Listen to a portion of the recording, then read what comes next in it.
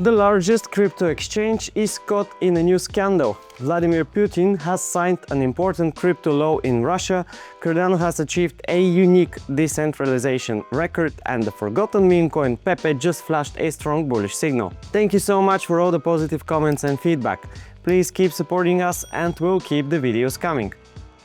Binance is once again under the spotlight, this time because of a massive $473 million lawsuit against Re.Pay, a company that was a key partner for the Binance Card program in several countries. According to the filed documents, Re.Pay didn't just violate the contract, it acted directly against Binance's interests by redirecting users to its own services and creating confusion about which platform was actually behind the cards. The complaint states that Re.Pay used its access to customer data and infrastructure to promote alternative versions of the Binance card that were never approved by the exchange. In practice, instead of serving as an official partner, the company built a parallel ecosystem where users were encouraged to migrate to other cards and services controlled by Re.Pay. Binance claims this led to a massive loss of customers and revenue, which is the basis for the $473 million compensation claim.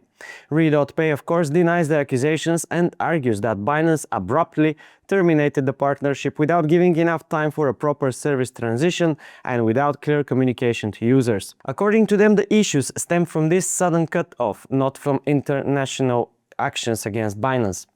The entire situation comes at a very sensitive moment for the exchange, which is still trying to repair its image after regulatory investigations and fines across multiple jurisdictions. Now, on top of that, Binance faces a public legal dispute with a former partner, raising questions not only about the management of its card services, but also about how the exchange selects and oversees its key collaborations. Russia has taken one of its most significant steps toward crypto regulation after President Vladimir Putin signed a law that creates a completely new framework for how digital assets can be used in the country. The law takes effect on September 1st and introduces the concept of digital financial asset operators, state-approved entities that will be allowed to manage blockchain infrastructure, issue tokens, and process crypto transactions under strict oversight. This regulation is part of Russia's broader strategy to reduce dependence on international financial systems and build its own controlled environment for digital payments. Only organizations that obtain a special license will be able to operate, and they will be supervised by the central bank while following strict rules for reporting, security, and transaction traceability. Interestingly, the law does not legalize free crypto trading in Russia. That remains restricted. Instead, the government is focusing on asset tokenization, corporate blockchain solutions, and digital tools for internal payments. In practice, Russia is building its own closed crypto model where blockchain is allowed only under state control. This move comes amid international sanctions and Moscow's push to develop alternative financial channels. The new law may open the door for large-scale projects, but it also draws a clear line. Crypto innovation is welcome as long as it happens under government supervision.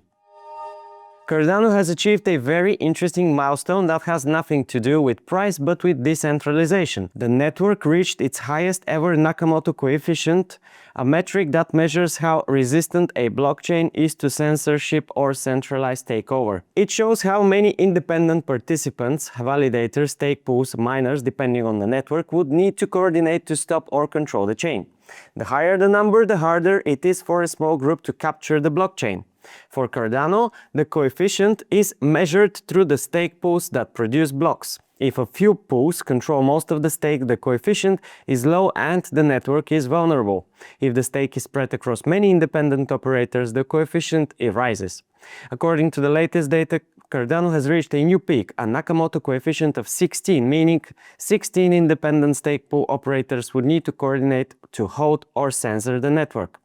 This places Cardano among the most decentralized major blockchains. This record was achieved thanks to Cardano's long-term strategy of supporting small independent stake pool operators instead of allowing dominance by a few giant pools. Reward mechanisms, protocol parameters, and a community that strongly values decentralization have all contributed to a more distribution of stake. Meanwhile, ADA's price continues to hover around 19 cents, a 15% increase over the past week, driven by renewed whale accumulation and a surge in trader interest, including a rise in futures positions. PEPE, one of the meme coins that had almost disappeared from investors' radar in recent months, suddenly flashed one of its strongest on-chain signals. In just one day, 4.54 trillion tokens were withdrawn from centralized exchanges, the largest net outflow since November 2024. This matters because when huge amounts of tokens leave exchanges, the liquidity for fast selling drops, reducing the risk of sudden price crashes. For the past 2 months, PEPE has been moving almost entirely sideways. No big pumps, no dramatic dumps, no loud campaigns or major fundamental catalysts. Analysts pointed to meme coin rotation, weak speculative interest, and repeated tests of support levels. Nothing suggested a major move. That's why this massive outflow is so interesting. It happened during a period of silence when no one was aggressively chasing PEPE.